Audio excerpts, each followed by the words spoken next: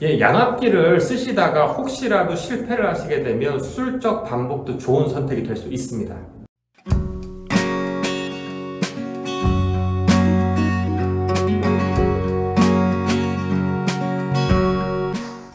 안녕하십니까. 코골이 클리닉 전문의사 배성호입니다.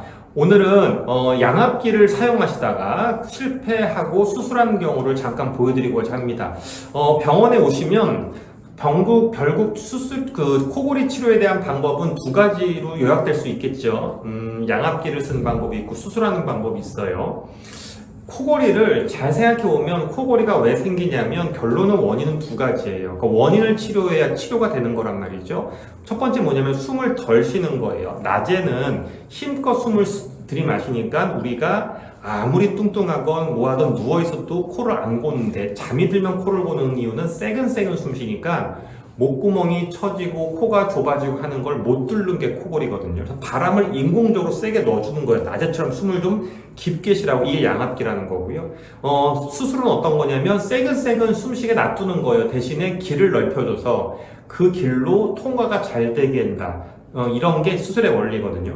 또 양압기는 장점이 뭐냐면 수술을 안 해도 되는 게 가장 장점이고, 수술의 가장 큰 장점은 기구를 안 써야 되는 게 장점. 즉 서로 보완적으로 이거 싫으면 이거 하고 이거 싫으면 이러 하는 건데, 그래서 시간이 없거나 혹은 수술에 대해서 무서워하시거나 혹은 믿음이 없는 분들은 양압기를 쓰게 되거든요. 저는 그거는 찬성합니다. 왜냐하면 믿음이 없는 상황에서 수술하는 건 솔직히 말하면 한계가 좀 있기 때문에 확실한 믿음이 들 때까지는 양압기를 쓰셔도 됩니다. 근데 양압기를 쓰면은 실패율이 되게 높아요. 수술의 실패율이 높냐, 양압기 실패율이 높냐, 제가 볼 때는 그거는 양압기 실패율이 훨씬 높긴 합니다. 왜냐하면 수술은 잘 선택하면 무조건 효과를 동반해요. 근데 양압기는 선택을 갖다가 잘 해도 실패율이 높은 이유는 불편해서가 그렇거든요. 그래서 오늘 소개드릴 분은 양압기를 쓰셨는데 솔직히 불편하시니까 실패하신 분이었고요. 이분에 대한 내용을 간략히 차트 보면서 설명드리도록 하겠습니다.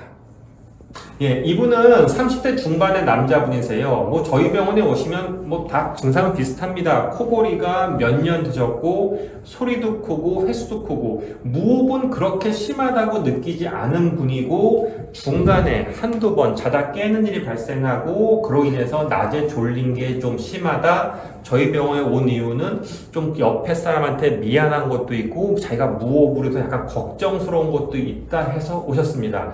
오셔가지고 저희가 코를 봤더니 코랑 목이랑을 저희가 봤더니 우선은 콧구멍은 양쪽 다 틈이 아주 없는 건 아닌데 좁으세요.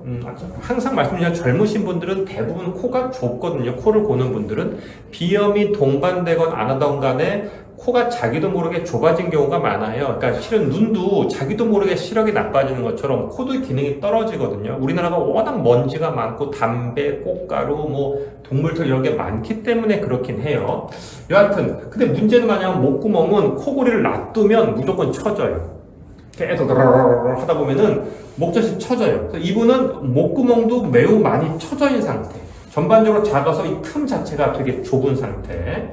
후두부는 뭐 이 정도면 한 중간 이상 되는 분들 정도 상태. 저희는 코랑 목만 뚫죠. 이 수술을 갖다가 권유를 드렸었고 이분은 저는 시간이 안 돼요. 그래서 양압기를 먼저 사용을 하기로 했습니다. 수면 검사를 먼저 진행하는 건 기본이기 때문에 저희가 수면 검사를 진행을 했고요. 수면 검사한 거 보게 되면 이분은 전체적인 코골이는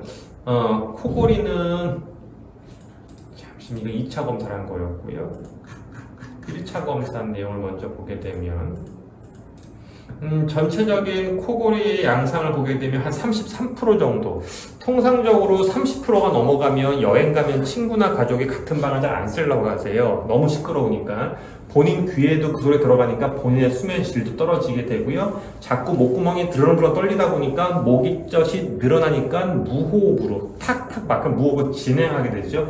이분은 무호흡이 본인이 심하지 않다고 느끼시는 분이에요. 그런데 무호흡의 지수는 시간당 50회가 넘어요. 즉 한 1분에 한 번꼴로 무호흡이 있는 거예요. 자, 그런데 이분이 무호흡이 있는 걸 갖다가 인지를 잘 못하죠. 못하는 분들이 꽤 있습니다. 옆에서 누가 같이 자는 걸 보지 않으면.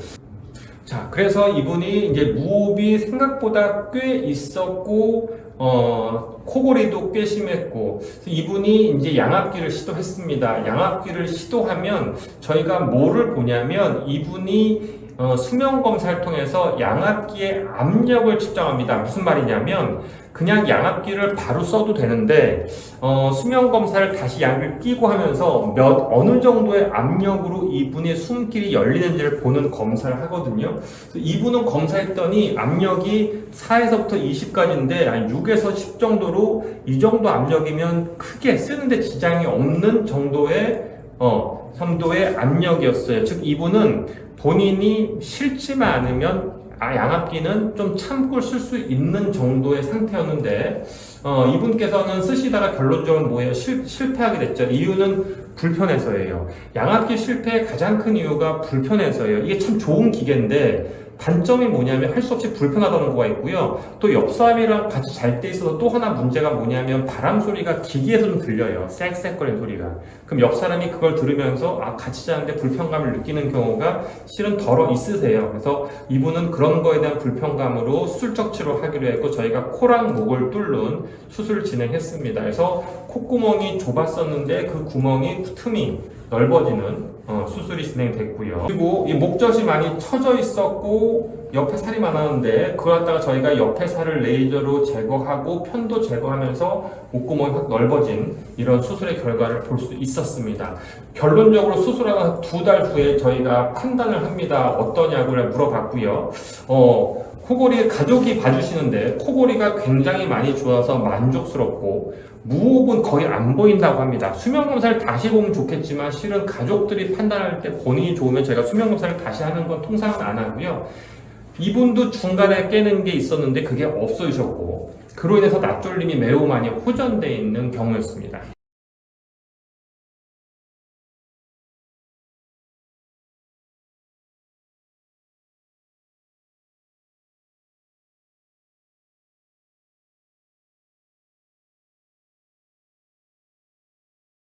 네, 그래서 오늘같이 이렇게 양압기를 쓰시다가 혹시 불편감 있으면 수술적인 방법을 같이 고려해 보는 게 좋고요. 저희 클리닉에 오시면 양압기와 수술에 대한 설명을 다 드려요. 그래서 본인이 한번 고민해 보시고 선택하고 혹여라도 이걸 양압기를 선택했는데 만족을 못하거나 불편하다 그러면 수술적 방법을 추가로 상담하셔도 괜찮습니다.